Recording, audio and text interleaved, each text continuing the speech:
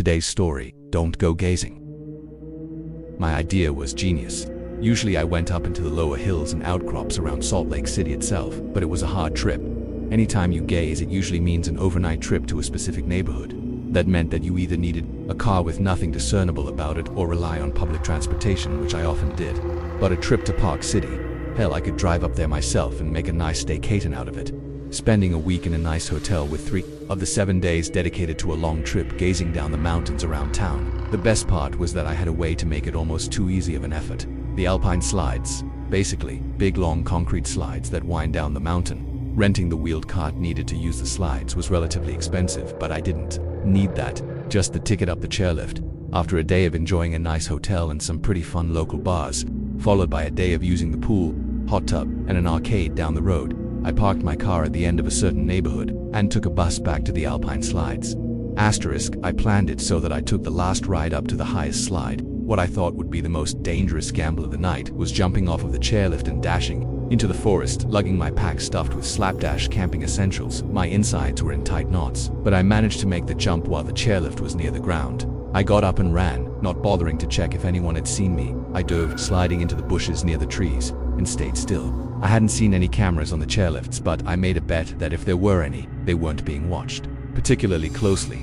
I waited in the bushes for an entire hour, occasionally crawling east towards the neighborhood that I had spotted on Google Maps. It was a long, winding neighborhood marked with big houses, and this is how you know the people that owned them were loaded massive driveways. Best of all, the mountains seemed to slope in just a way that I could comfortably and constantly walk downhill in the thick forest surrounding the houses, comfortably listening to music while I gazed. The sound of an engine came up the hill.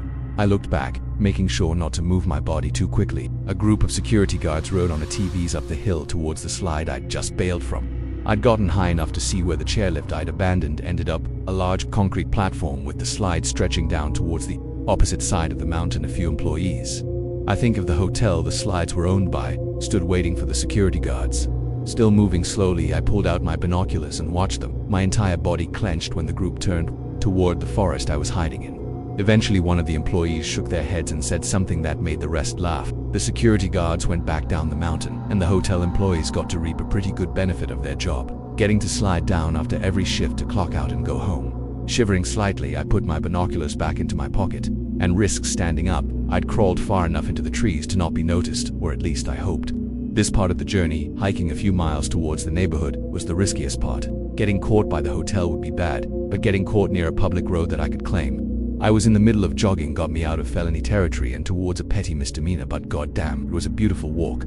Squirrels and birds seemed to be everywhere, and the scent of the alpine, a unique blend of fir trees, pines and sagebrush, was intoxicating. Even if I didn't see anything exciting when I gazed, this renegade hike through the mountains was more than enough of a thrill to make the trip worth it. A few hours later, I rounded a certain hill, and I was finally at my destination.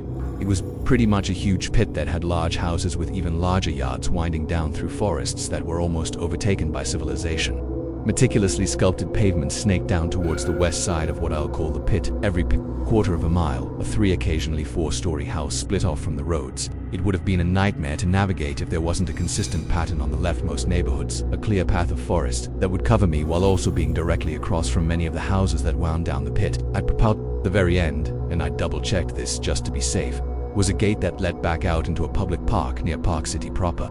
My car was parked at the edge of said park. My binoculars came back out from my pocket.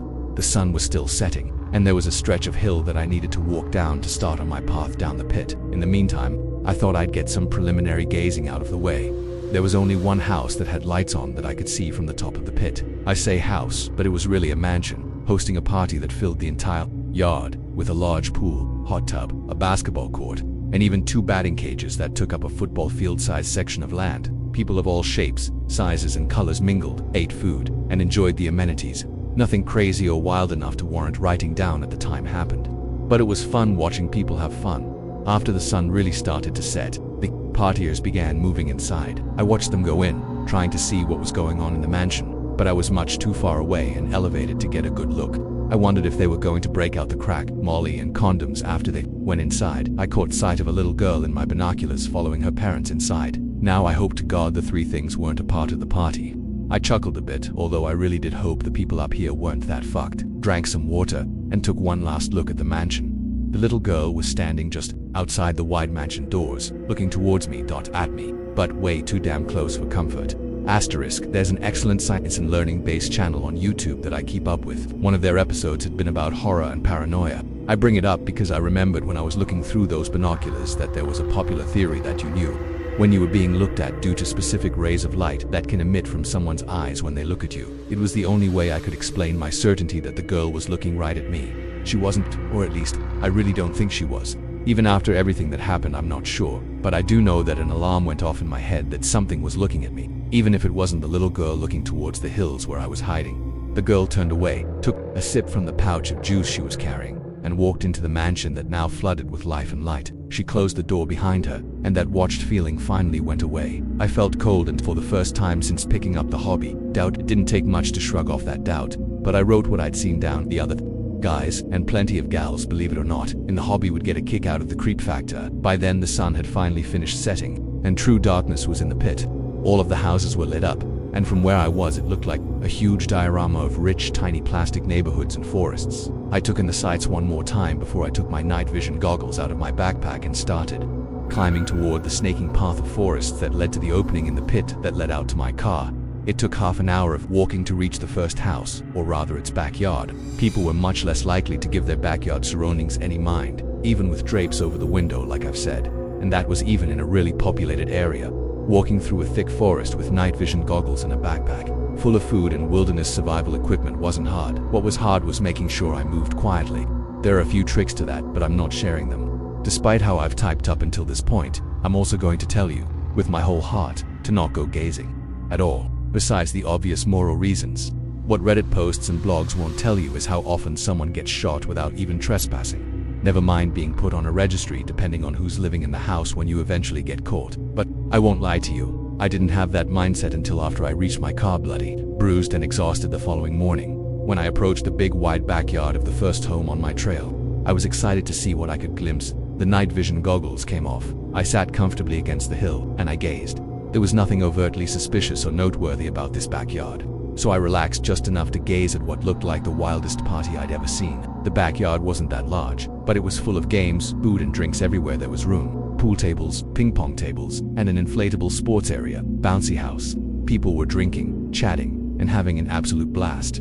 Asterisk, the house was a huge angular glass box marked with marble and granite, with a gigantic wooden patio where even more people were sipping drinks and having fun talking to each other. I don't go to a lot of parties, but this would have been the exception. The only thing that really seemed odd was the second story of the house. Smoke and colored lights filled the air, and unclothed, sweaty people were flowing and undulating, like the heavy wisps of smoke and incense that surrounded them. The entire sight gave me an excited, longing feeling. People were walking in and out of the house, greeting people they hadn't seen before constantly, and with drinks or food. I felt a genuine urge to sneak in and mingle, take advantage of the situation and have some fun. It was probably going to be my last gazing trip anyway, and there were a few people on the edge of the lawn nearest to me that were wearing the kind of clothes I had on. I probably could have done it. Slowly, I slid my night vision goggles back on and turned away from the party. I had a few urges as I made my way around trees, leaves, and bushes to go back. Lord knew that I wanted a reason to cut loose. Honestly, I still couldn't give you the exact reason why I ignored the party other than that I was just too scared to be even a little more risky than I already had been. A quarter of a mile down the forest, I saw a small and cheap-looking apartment building made with red brick. 4 wide and obscured windows were evenly spaced out along its backside, though I couldn't see a door coming out from the small concrete patio or from the sides of the building. I settled down, sat against the hill, and gazed. After a few minutes of twiddling my thumbs and listening to music, a light came on from the top left window. A shape moved through the room, approached the window, then pulled it open. It was a blonde woman, in jeans and a t-shirt. After she slid the window open, she frowned and leaned out towards the backyard. "Hey, you," she whispered, so loudly that she might as well have yelled. I stopped breathing. "Hey, come on, I know you're out there."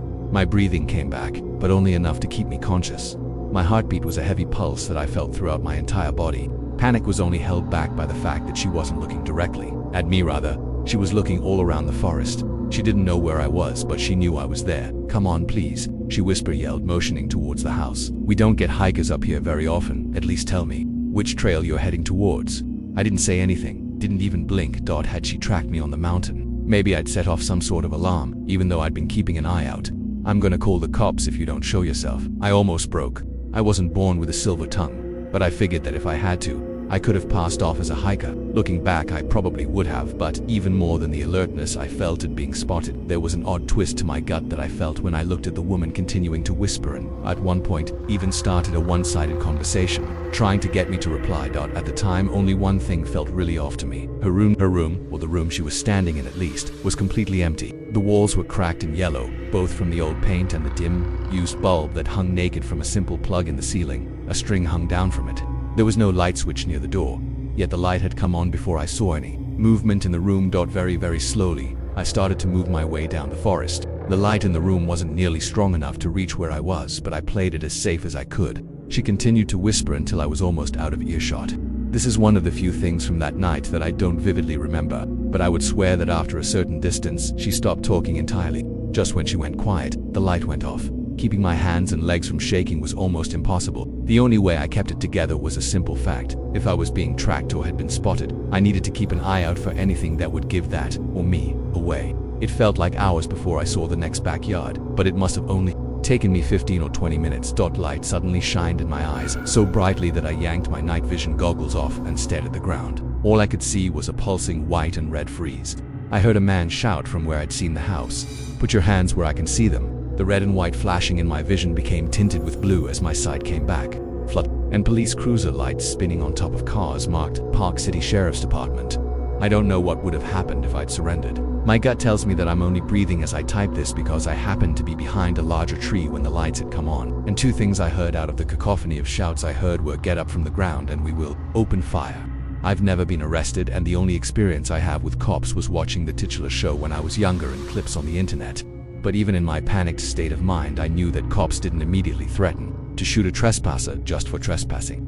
And get up from the ground. I was standing straight up behind a tree. I ignored all of my instincts and waited. The cops continued to shout, warning me that they were going to open fire if I didn't come out with my hands up. The longer I waited, the more scared I became. Not because the voices were getting louder or closer, rather that they stayed the same. Being conservative, I must have stood behind that tree for at least half an hour. Yet no shots rang out. No noises of foliage being pushed aside as the cops approached me or fanned out to look for me, but the shouting continued, the floodlights and police lights blaring together and making an odd mixing of swirling colors into the trees. What got me moving after another 15 minutes was boredom, if I'm being honest. Not real boredom. Don't think my heart rate or breathing got any slower while I was expecting to get shot, but I did realize that whatever was happening wasn't going to stop. So I tried sneaking forward, low to the ground, in the shadow of the tree I'd been hiding behind. I'd barely made it 5 feet when one of the floodlights swung directly towards me. There he is. Fire. I ran. Slow and cumbersome-like because of my backpack, but still as fast as I could. Sharp, loud cracks came from the direction of the yard. The police kept yelling, telling me to duck, freeze, to get the fuck down, and come back. I kept running. The light was doing one thing in my favor, letting me see what was ahead of me. I had no cohesive thoughts at the time, just the need to go downhill as hard and fast as I could. Any moment a cop could get a lucky hit in. Asterisk, only later I realized why I wasn't shot. I couldn't have been shot, at least not by any self-respecting cop that had ever held a gun before. With a target as large and slow as I was, it would have been harder to miss me than not. Like I said, I didn't think about it at the time. I didn't have any thoughts, just a head full of adrenaline that was doing its best to ignore. The pain in my arms and legs from the running and praying that I would get to see the next sunrise. They didn't chase me. I kept running long past the reach of any of the lights until I ran face first into a birch tree. My vision was a blur as I fell to the ground, rolling down the hill until I came to a sudden stop against another tree that caught me right in the abdomen. What air I had left in my lungs was knocked out. After a very painful forced rest on the ground, my breath came back to me. It hurt, and so did my nose that wasn't broken but ran with blood. But I managed to claw my way to a standing position, next to the tree that had both saved me and given me a huge bruise on my midsection. If it hadn't, the odds were more than likely that I would have broken something farther down the hill. The only thing that had broken was one of my night vision goggles as lenses. Still, I was grateful that I had that much. It and the compass that pointed directly toward the pit's exit was all I needed to run in a straight line as fast as I could to get the hell out of there. My days of gazing were over, to say the least. One step down the hill, it started to rain. Despite the urgency I felt in every atom of my body, I looked up towards the sky, confused. There hadn't been any clouds before, and there weren't any now. The stars shone bright, even if a bit muted from the nearby city's light pollution. I couldn't actually see where the rain was coming from, but I swear it was there. A smaller and much creepier detail that I thought about a ways down the hill was that the rain was falling everywhere. including under canopies of leaves that rain naturally ran down to leave the trunks of trees dry. Asterisk, I ignored it. Actually, the smell of ozone and forest rain calmed me down a little. It wasn't much compared to the growing strain on my body and my clothes getting soaked and really uncomfortable. But it was something. There was one more house on my straight shot to the pit's exit. Even with my straight run through the forest, I would have ignored it if the light from the backyard didn't sear into my eye. Since I was so close to the exit back into Park City, my night vision goggles went back into my pocket. Asterisk, unfortunately, the hill rose and split in a way where the much quicker route wound towards the house's backyard that I saw as I got closer was lit with a low firelight. There were people there, at least a dozen. Each was tied up on X-shaped St. Andrew's crosses. Connecting them all were confetti, streamers, torches, blazing even in the rain, spread across the yard and only lit up the bodies on the crosses enough for me to get the barest look. Asterisk, halfway around the hill that I knew would let me out onto a street right next to the pit's exit, I realized that it wasn't streamers that connected all of the crosses. Streamers weren't pink and fleshy, with a tubular shape. I could also finally see that the streamers were coming from and tied between each of the bodies. Before I could scream, or more likely, puke my guts out, I heard a sharp whisper near me, from the right side of the yard. The cross closest to the end of the yard had a living person on it, a girl with one streamer already out and tied to another cross behind her. Two kids, teenagers, were trying to pull an iron stake out of one of the girl's feet. "Hey you," one of them whispered directly at me. "Please, come help us, we're so close."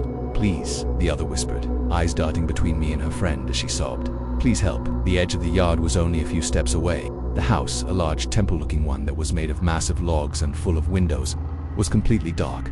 I took a few steps forward, not really sure if I was going to help or not, and tripped. Falling face forward, I reached towards the ground with all my might and dug my fingers into the hard dirt. One of my nails ripped off, but I slowed to a crawl mere inches from the edge of the yard. I had to bite down on the cuff of my jacket to keep from screaming. When I looked up, the kids were both staring at me with a hunger and anticipation that was so powerful that they were smiling and holding their breaths as they watched my hand, so near the border between the yard and forest, with an eagerness I haven't seen before or since. The girl tied up to the cross looked the same way, only she was smiling ear to ear.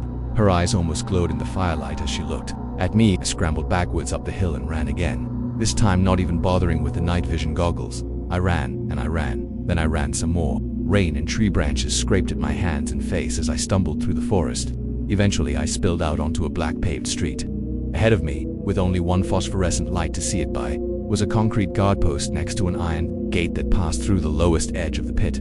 I'd made it next to the gate. On a grassy hill that sloped down from a mansion I could barely see even with the night vision goggles, was my car. Same color, license plate, everything. There was no doubt that this was my car. I took a few shaky steps toward it, then stopped in the middle of the street. I pulled my keys out of my pocket and hit the lock button. Far to my right, past the iron gate, there was a distant honk as my car signaled that it had been locked. Nice try. I wheezed softly, not even hearing myself, looking back toward the pit, which now towered in front of me. I couldn't see anything of what I'd passed before, except for a house on the opposite side of where I'd climbed down from. Lights were flashing from the inside, red lights that looked like flames. My binoculars didn't come out of the backpack. I was much too tired and scared, if I'm being honest, to even do that. But I would swear that the girl I'd seen at the party threw those same binoculars at the top of the pit. The one that was the last to enter the only normal house I'd seen throughout the night was there, watching me. I climbed over the iron gate, found my real car, and got the hell out of there. I haven't been up to Park City since, nor do I intend to set foot near the place. All I did was double-check the Google images of the pit, only to see that none of the houses I'd seen matched the houses that were on the satellite images. Beyond that, my gazing days are done. My story is far from the only strange one that you get from talking to homeless people or vagabonds on what they've seen come out of voyeurism. But nobody would believe my story, so I'm posting it here. Don't go gazing near Park City, or better yet, don't go gazing at all. For more videos like this, don't forget to like and subscribe.